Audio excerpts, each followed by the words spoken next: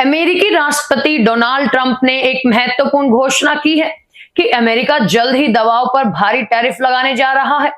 Trump का कहना है कि उनका उद्देश्य विदेशी दवा कंपनियों को अमेरिका में वापस लाना और अमेरिकी दवा इंडस्ट्री को मजबूत करना है। उन्होंने बताया कि दूसरे देशों में दवाइयों की कीमतें कम रखने के लिए दबाव डाला जाता है, लेकिन अमेरिका में ये स्थिति अलग है। ट्रंप का मानना है कि जब इन कंपनियों पर टैरिफ लगाया जाएगा तो वो अपने उत्पादन केंद्र अमेरिका वापस ले आएंगी। अगर ट्रंप द्वारा दवाओं पर टैरिफ लगाने का ये फैसला लागू होता है तो इसका सीधा सीधा असर भारत पर पड़ेगा। भारत अमेरिका को सबसे अधिक जेनरिक दवाइयां सप्लाई करता है। लगभग 40% दवाएं भारत से आती हैं। ट्रंप ने उदाहरण देते हुए कहा कि लंदन में जो दवा $88 से मिलती है, वही दवा अमेरिका में $1300 की कीमत पर बिकती है। अब ये फर्क खत्म हो जाएगा।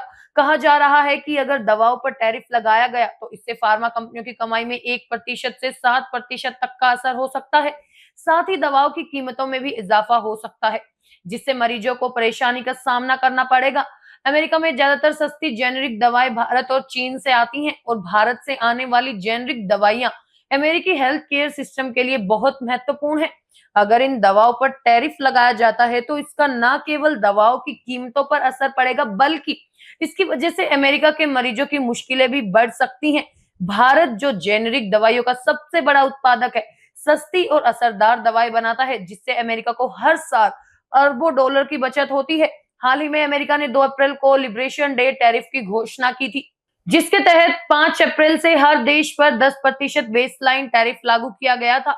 हालांकि दवा इंडस्ट्री को इसमें छूट दी गई थी, लेकिन अब ट्रंप प्रशासन ने दवाओं पर भी टैरिफ लगाने का फैसला किया है। आपकी राय क्या है? क्या ये टैरिफ अमेरिका और भारत की दवा इंडस्ट्री के लिए सही कदम होगा या इससे नुकसान होंगे? अपनी राय हमें कमेंट बॉक्स में जरूर बताएं।